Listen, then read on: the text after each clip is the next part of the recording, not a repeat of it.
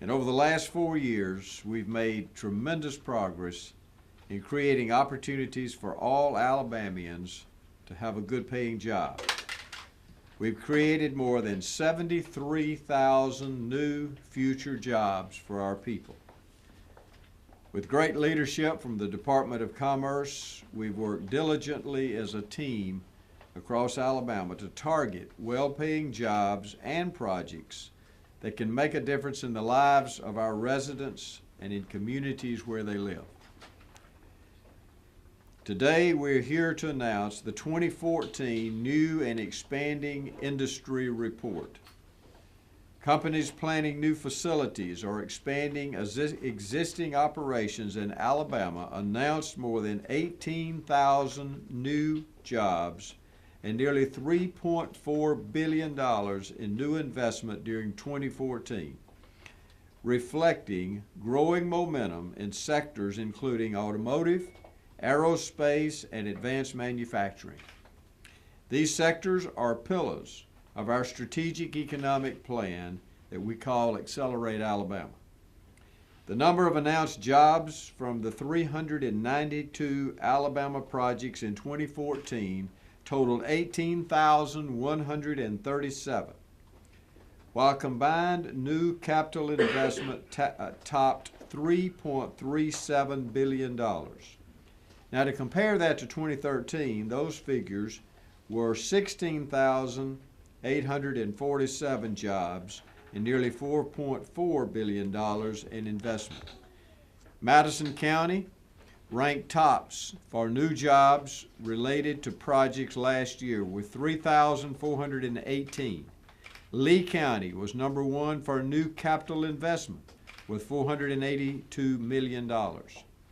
Some of our rural counties in Alabama recorded solid new job totals, including Chambers County with 665 jobs, Marion County with 628 jobs, and Coffee County with 545 jobs. Remington Outdoor Company's project to build a state-of-the-art arms manufacturing center in Huntsville was Alabama's top creating project last year. We termed this Project Traveler, as it was coded at that time. And that project will create over 2,000 jobs. Foreign direct investment in Alabama topped $1 billion in 2014, with Japan the leading source for investment and job creation. Japanese companies announced Alabama projects involving almost $346 million in new investment and 1,118 jobs this last year. I mentioned earlier that aerospace and automotive manufacturing increased significantly in 2014.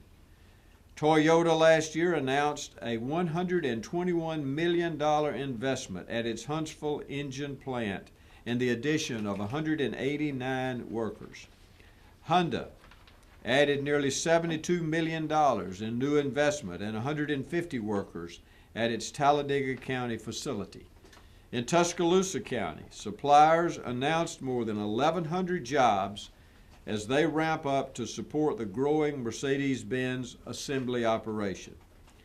Success to aerospace projects included Science and Engineering Services, or SES, for example, and they announced a $70 million plan to expand its Huntsville manufacturing operation, and that included 450 new workers. Meanwhile, in Pike County, Lockheed Martin developed plans to expand its missile plant in Troy with a $55 million investment and 224 jobs. And when you take inventory of what we did in 2014, I'm extremely proud of the jobs that we've announced.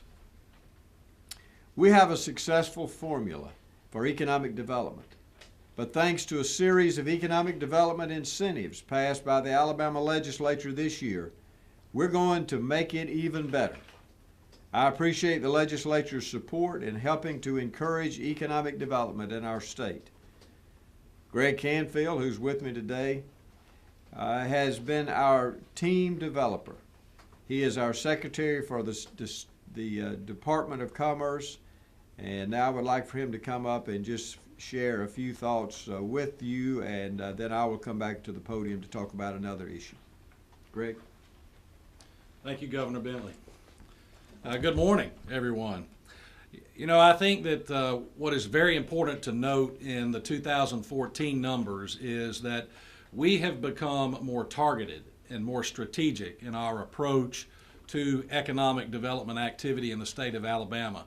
Under the leadership and the direction of Governor Bentley, as we developed our strategic plan called Accelerate Alabama, we went back and looked to see just exactly how much activity we've had in the 12 industry sectors that were targeted as part of our strategic plan. I think, interestingly, it is important to note that when we look at project activity between the years of 2012, 2013, and 2014, the 3 years for which Accelerate Alabama was first in position as a strategic plan. When we look at those 3 years and isolate them, we find some interesting information. 84% of our project activity was found in those 12 targeted industry sectors. Of the jobs created, 86% of jobs announced from project activity during this same period of time are associated with our targeted sectors. And then finally, 73% of all of our capital investment associated with our economic development activity during that same period was directly attributed to the 12 industry sectors targeted in Accelerate Alabama. We saw great project activity in terms of the top 3 industry sectors in the automotive sector, and also in distribution and logistics, as well as in steel and metals. In terms of job creation, the same 3 industries carried the day as the top 3. And then finally, as it relates to investment during that period of time, we saw the top 3 investment categories being automotive and also steel and metals. Interestingly, the 3rd largest sector was forestry products. And we think that forestry products bump up in investment activity is further proof of a continuing improvement in the housing and construction market that is headed our way and will have a positive impact on the Alabama economy moving forward. We thank Governor Bentley for his support for job creation in the state of Alabama.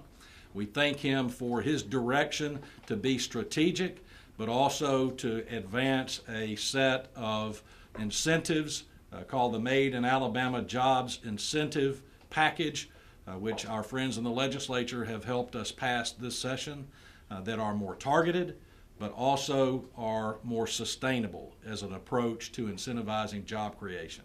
So thank you. Thank you, Greg.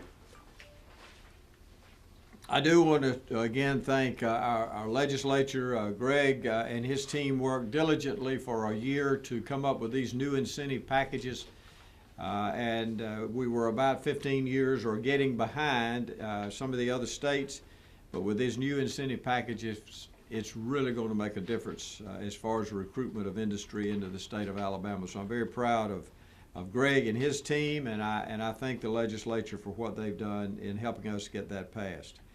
The other issue that I'd like to talk about today is I'd like to talk about our Road to $1 billion update. In 2012, keeping with our promise to the people who elected me to serve as governor, we launched an ambitious effort to save Alabama taxpayers money. We knew coming into office that our state was essentially broke. Our savings accounts had been completely wiped out when I took office, and the stimulus money that was used to recruit jobs was basically gone. Even in the face of these challenges, we knew there were still opportunities to find efficiencies, to consolidate, to cut, to trim, and to make the size of government what it should be.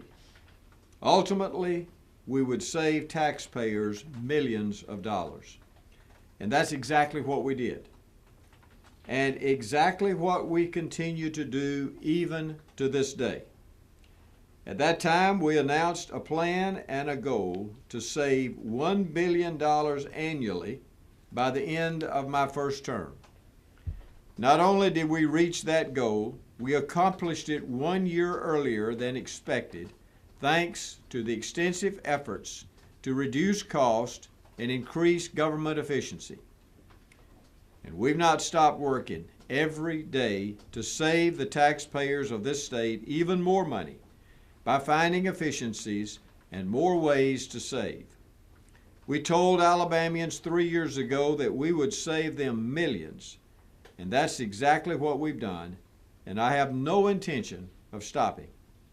I'm proud to say that Alabama is leading the nation in our Road to $1 Billion Savings campaign. We have saved taxpayers approximately $1.2 billion annually. Of the 26 new governors elected nationwide in 2010, we reduced the size of our state's bureaucracy at the third fastest pace, and we did it 1 year sooner than expected. The long-term savings effort contains a series of initiatives and involve the work of our legislative leadership, our Lieutenant Governor Ivey, our House Speaker, Mike Hubbard, our Senate Pro Tem, Dale Marsh, and our entire legislature. And I want to thank them for helping carry out the ideas that we put forth. The savings have and will continue to benefit both our Education Trust Fund and our general fund budgets.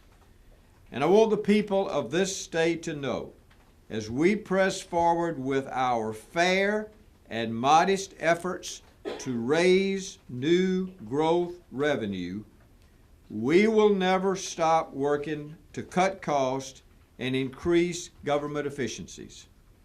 During the 2015 legislative session, we are continuing to right-size government by consolidating office and redundant programs in state government. We will streamline the dysfunctional way the state government manages our property, and this will create greater efficiencies and accountability to taxpayers for property leases and for energy usage. By simply doing this, we expect to save $30 million. We're consolidating all of the different state departments that provide workforce development services to do business and to new business and industry, and to create more efficient and effective structure for developing our best workforce in the country. And we're working to merge all of our Alabama Career Centers into the Department of Labor. Currently, there are 2 sets of employees with duplicate management. By combining the two, we will be able to provide better services for our people who are looking for a job, and we will also save money. It is a non-stop effort and an ongoing mission of mine to continue to save taxpayers' dollars as we have done since I took office. This will not stop. And if you add up all of the money that has been saved, it's billions of dollars. But right now, we're at approximately $1.1 to $1.2 billion on an annual basis. So I'm going to stop now and answer any questions that y'all have. Governor, what are your thoughts about the Black Caucus's budget that was released earlier today? I saw that. I think there were some good ideas in there, even though it's still not enough money. And all they were doing is basically shoring up some of the essential services and making sure that they had enough money, like Medicaid and prisons and this sort of thing. The only thing they added in there, and I'm sure that they had to add this, was the fact that it was contingent on whether or not I expanded Medicaid, and we have no plans of expanding Medicaid under its present form. Governor, looking at the press release, in 2013, I know, well, excuse me, in 2014, the number of new jobs increased, but I noticed that the new capital investment in 2013 was 4.4 billion, but in 2014 is 3.37 billion. What do you account for the decrease in new capital investments from 2013 to 2014? I think it's just, you look at different projects, and as we put together these different incentive packages and these different projects, when you also look at the capital outlays that are required to produce the jobs, it varies every year, and it's going to continue to do that. But I think those numbers are both significant. It's just that we had more jobs for less capital outlay. But it's just because of the types of jobs, would you not say, Greg? Absolutely. It's just, it varies every year. It will continue to vary. And a follow-up question in regards to the 18,000 new jobs. I know a key part of this Accelerate Alabama plan is finding jobs that fill that are a critical middle skills gap. Do you have any idea what percentage of those 18,000 fill that critical gap that I know you and the two-year college system have been working to fill? Well, one of the things that I have put a special emphasis on is skilled workforce training. We did that with our task force that we put in place. We have done that with our Alabama Workforce Council that we have put into place, working very closely with AIDT and our two-year college systems. We already are the best trainer of workers in the country, but we're going to get better.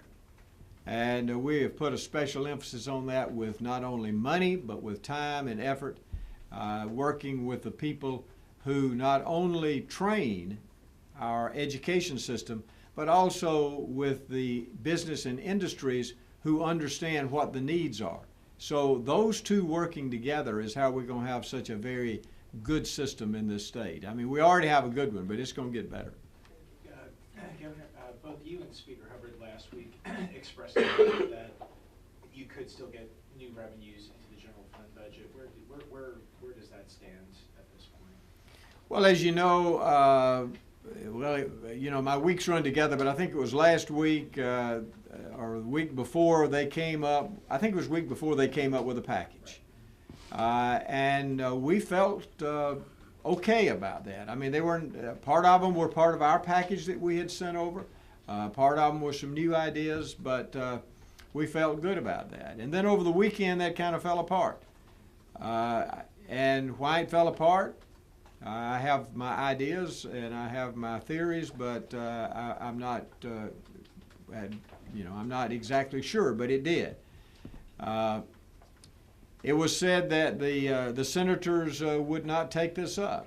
Well, that's not true. I've talked to senators all last week, and I've talked with them all weekend long. And the senators that I talked to are willing to take up. How many senators did you speak with? I left a message for or spoke with everyone except one, and I will get with him later.